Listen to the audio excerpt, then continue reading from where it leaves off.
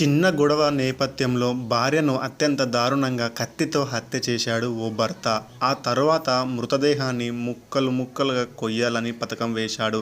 కుదరక ఇంట్లోనే gas cylinder leak చేసే ప్రమాదంగా చిత్రీకరించే ప్రయత్నం చేశాడు.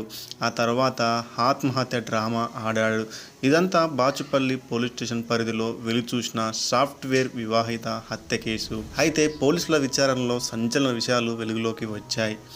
హైదరాబాదు మహానగరం శివారు బాచుపల్లి పోలీస్ స్టేషన్ పరిధిలో ఆలస్యంగా వెలుగు చూసిన హత్య కేసులో ఆంధ్రప్రదేశ్లోని ప్రకాశం జిల్లాకు చెందిన మధులతకు అదే జిల్లాకు చెందిన నాగేంద్ర భరద్వాజ్తో 2020లో వివాహం జరిగింది. వారికి ఏడాదిన్నర కుమారుడు ఉన్నాడు.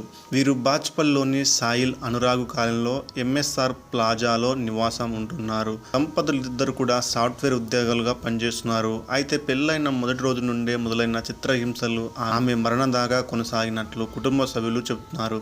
కనీసం కుమారుడు పుట్టిన చూడడానికి కూడా వెళ్ళలేదట. ఆ తర్వాత పెద్దల సమక్షంలో ఎన్నిసార్లు మాట్లాడించిన నాగేంద్ర తీరు మాత్రం మారలేదు. ఇక మే నెల 4వ తేదీన మధులతను హత్య చేసి ఆత్మహత్యగా చిత్రీకరించే ప్రయత్నం చేసి బాచుపల్లి పోలీసులకు దొరికిపోయాడు. భార్యను హత్య చేసి ముక్కలు చేయాలి అని పథకం పన్నాడు నాగేంద్ర. ఫలించకపోవడంతో హత్య చేసిన గదిలో సిలిండర్ ఉంచి మరో సిలిండర్ కిచెన్లో పెట్టాడు.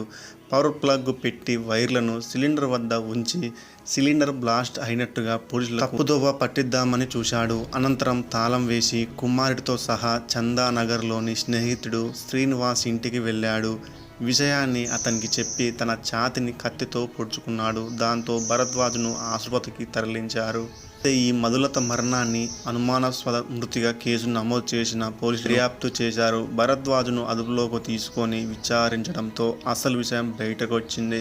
దీంతో అతని రిమాండ్కు తరలించారు పోలీసులు. అయితే ఈ విషయాన్ని పోలీసులు గోప్యంగా ఉంచడంతో పలు అనుమానాలు తావిస్తోంది. నాగేంద్ర భరద్వాజ్ కఠినంగా శిక్షించాలని మధులత తల్లిదండ్రులు డిమాండ్ చేస్తున్నారు.